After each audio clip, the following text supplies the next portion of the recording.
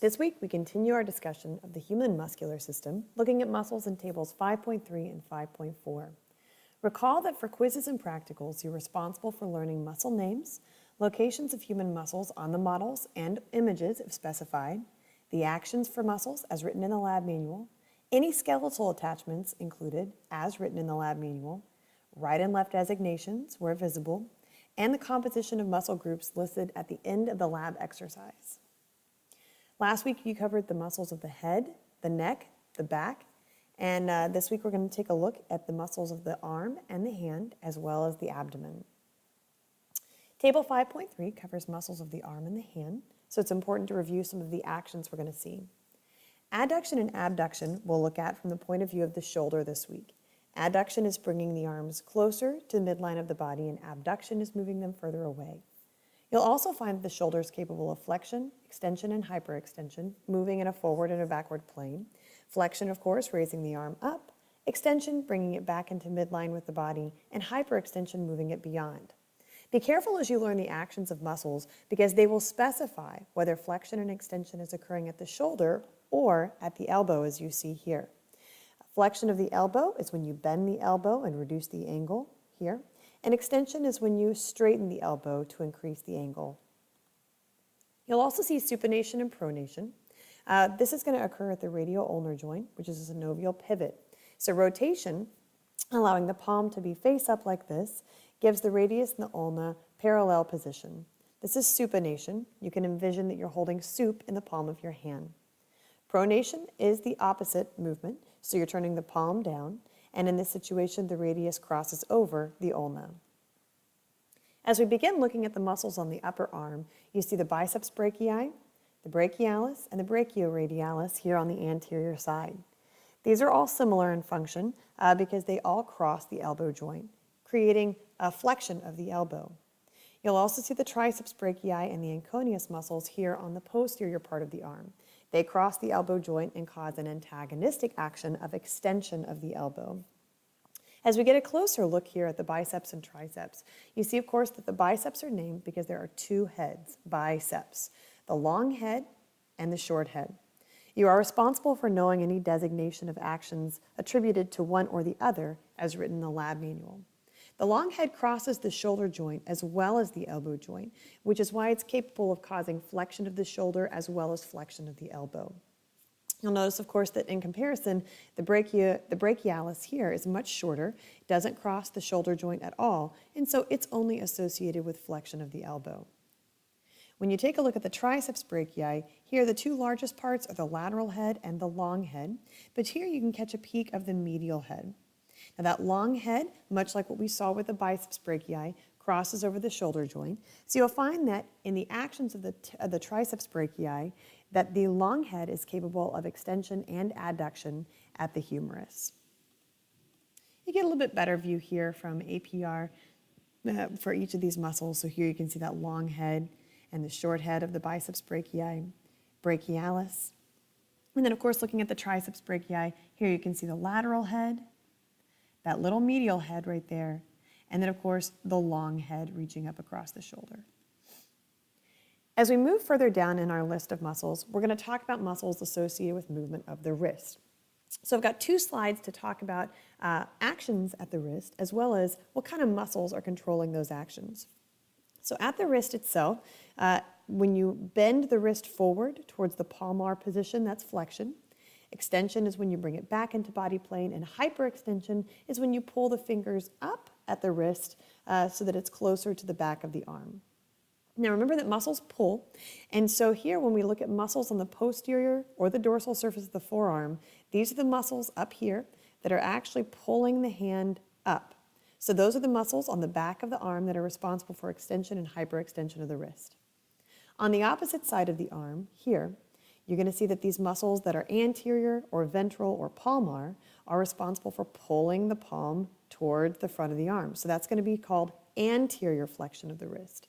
Now the reason we designate it as anterior flexion is because you also have radial flexion and ulnar flexion of the wrist. Radial flexion, also known as lateral flexion, is when you bend the wrist towards the thumb or the radial side of the arm. And ulnar flexion is the opposite action. bending the wrist towards the pinky or the ulnar side. So give it a shot. It's almost like waving your hand back and forth. Again, since muscles are pulling towards themselves, muscles that are on the lateral or the thumb side of the forearm, right here, are responsible for radial flexion. Likewise, here, muscles that are on the medial or the pinky side of the forearm, they're responsible for ulnar or medial flexion. And so this is the first designation that I want to talk about here. So as you look at the forearm, we're going to pay attention to the superficial muscles here first. We're going to come back around later and talk about the deeper muscles you see in these images. Here you can see the brachioradialis. We talked about him a second ago as one that causes a flexion of the elbow. But as you begin looking right over here, you can see muscles known as the flexor carpi radialis, the flexor carpi ulnaris as well. So I want you to pay attention to their names. They're both here on the anterior or the palmar side of the arm, and they're called flexors. So if you look at their action, you're going to find that when they contract, they contribute to the anterior flexion of the wrist. So flex your wrist anteriorly, right, palm towards the front of your arm, right, bending the hand forward. So that's your flexor carpi radialis and ulnaris. They're named as such because the radialis is going to insert here close to the thumb, and the ulnaris inserts close to the pinky. Now those locations of insertion also are going to designate their secondary actions, which is going to be flexor carpi radialis causing radial flexion, right, bending the thumb in this direction, and the flexor carpi ulnaris associated with ulnar flexion, bending the wrist towards the direction of the pinky. And these are the anterior muscles. If you look at the next image here, you can see the posterior muscles. So these are the ones that are on the back or the top of the arm. And so you see some similarities right over here. You can see the extensor carpi radialis brevis, right, as well as the extensor carpi radialis longus. And over here you can see that flexor carpi ulnaris that wrapped around to the other side, right, just like that. All right, so the idea here is that if you've got an extensor carpi radialis or an extensor carpi ulnaris, these muscles are going to be causing extension. So they cause extension of the wrist. As they contract, they pull the hand up and backwards, extension of the wrist there. Likewise, you would see here that your extensor carpi radialis muscles are going to pull on the thumb so that they create radial flexion out to the side. There you go. You'll also see here's your extensor carpi ulnaris running along the pinky side. So that one, when it contracts, can cause extension of the wrist, pulling the hand back, as well as ulnar flexion here, pulling the wrist out to the side towards the side of the pinky. So practice those groups of muscles first. Of course, extensor is in their names because extension of the wrist is occurring, and the side that they're on, radialis versus ulnaris, should give you a hint as to what their actions are going to be. Now, you'll also find the supinator muscle and the pronator teres here wrapping across the radius and the ulna. Each one of them going to be associated with the actions that their names are going to bear. So here you have the biceps brachii as well as the supinator causing supination here, right? Pulling the hand forward so that you can hold your sup. And the pronator teres doing the antagonistic action, actually causing pronation and rotating that wrist over.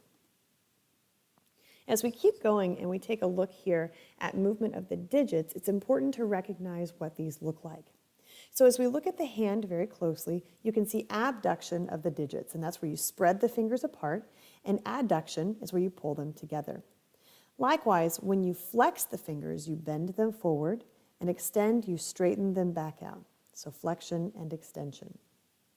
It gets a little more tricky when you look at the thumb because the thumb in itself is set on a different angle than the rest of the fingers. So flexion and extension look a little different. So flexion pulls the thumb inwards, right, to bend it, and extension straightens it out to the side. Okay, so in and then out. If you are holding your thumb up like you're trying to catch a ride or you're saying thumbs up to somebody, that's extension of the thumb, right, pulling it out in the lateral plane there. Now, when you look at adduction and abduction here, abduction typically is moving with the thumb forward, right, in that sagittal plane, and adduction is pulling it straight back up in that sagittal plane. You'll also run across opposition, and this is the ability of the thumb to actually reach across and touch the other fingers. Because the thumb is capable of both abduction as well as flexion, that's why opposition can occur.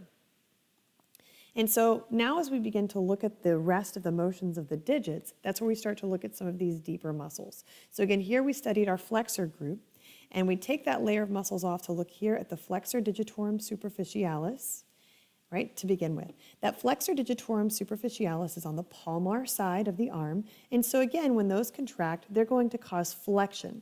Now, instead of causing only flexion of the wrist, these are also causing flexion of the interphalangeal joints. If you follow the tendon of this flexor digitorum superficialis, you see that it only inserts on digits 2 through 5. And so as you take a look at the actions here, you see it's causing flexion of the metacarpophalangeal as well as the middle interphalangeal joints only of digits 2 through 5. As you move to the other side of the arm, and over here you can see the extensor digitorum. So this is your antagonistic muscle.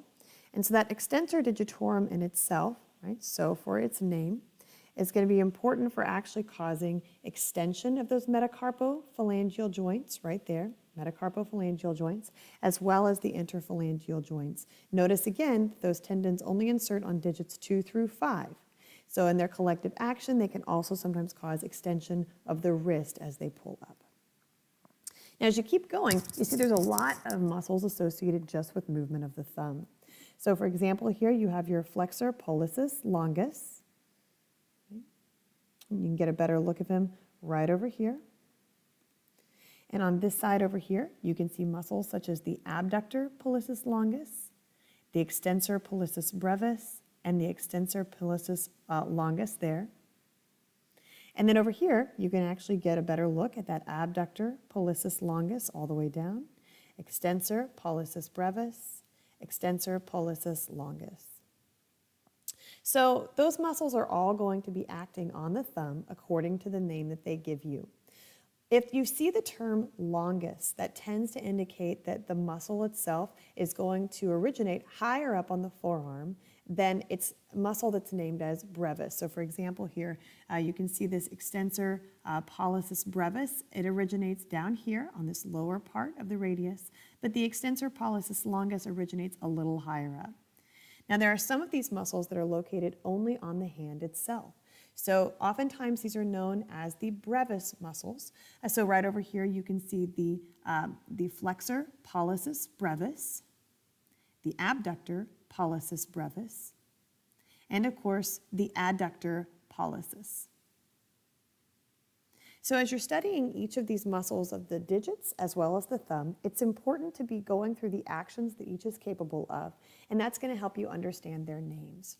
Also pay attention to whether they start high up in the forearm or only on the palm of the hand itself. And that's table 5.3. Now the abdominal muscles in table 5.4 are a little simpler than those of the forearm. There's two different groups of muscles we're going to look at here. First off, we're going to look at muscles that are postural, and then we're going to tie that in with muscles that are associated with respiration. So in your table, you're going to see, of course, that you have what are known as oblique muscles. And these are named for the direction of fibers that are in the muscle itself. The external obliques here are the most superficial, and those fibers are going to start high up laterally and run down towards the midline here. You can see them on this side as well. That's the external abdominal obliques. Now just underneath those, and you can see where they've pulled away a layer right here, you can see the internal abdominal obliques.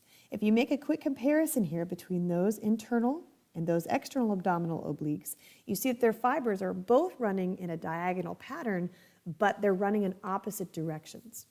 So whereas your external abdominal obliques start high on the outside, run low to the middle, internal abdominal obliques start low in the outside and run up high towards the middle. Just beneath those, or deep to those, you finally have the transverse abdominal, also known as the transversus abdominis muscle. Now, working in tandem, these are all going to be responsible for helping to compress the abdomen, and the external and the internal abdominal obliques are also going to help with flexion of the vertebral column. Now, you will find that much like your sternocleidomastoid muscle, you have actions here associated with unilateral contraction. So let's begin here with this external abdominal oblique.